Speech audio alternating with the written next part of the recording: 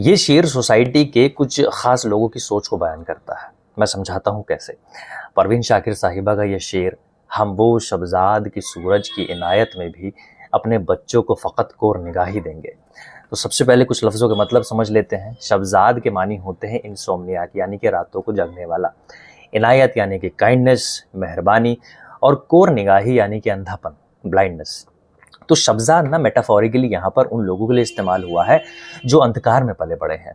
अंधकार यानी कि अज्ञानता, लैक ऑफ नॉलेज, पिछड़ापन, बैकवर्डनेस, पुरानी सोच। और इसी वजह से ना ऐसे लोगों का पर्सपेक्टिव भी बाकी लोगों से अलग हो जाता है। और सूरज की इनायत क्या होती है? रोशनी होती है। लेकिन ये क्या दर्शाती है? ये नॉलेज दर्शाती है, ज़िंदगी में आगे बढ़ने का मौका, अवसर, खुशी। और कोर निगाही अंधापन। लेकिन ये क्या दर्शाता है? मौक़ों में कमी, बुरा वक्त, असुविधा, गरीबी, कॉम्प्रोमाइज़ सिचुएशन, पुअर माइंडसेट वगैरह वगैरह।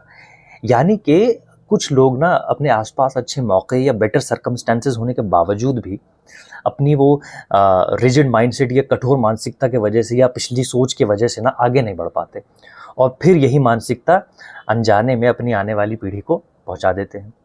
ऐसे लोग ना नए मौक़ों का फ़ायदा ना उठाते हुए अपने बच्चों को वही पुराने घिसे-पिटे तौर तरीक़ों से पालते हैं। और ऐसे में क्या होता है? ग्रोथ की पॉसिबिलिटीज़ कम हो जाती है। क्योंकि ऐसे लोग ना खुद वक्त के साथ इवॉल्व होते हैं और ना ही अपने बच्चों को वक्त के साथ बदलना या इवॉल्व होना सिखाते हैं। मतलब हम नहीं बढ़ पाए आगे, तो तुम भी बढ़कर क्या कर लोगे? तो ऐसे लोग ना साइकोलॉजिकली पास ऑन कर देते हैं अगली जनरेशन में ये सारी चीज़ें। और ये एक साइक्लिकल प्रोसेस बन जाता है। तो ये कुछ मतलब था इस शेर का। हम वो शबज़ाद की सूरज की इनायत में भी अपने बच्चों को फ़कत कोर निगाही देंगे। उम्मीद करता हूँ अच्छा लगा हो। अच्छा लगा है तो शेयर करिएगा।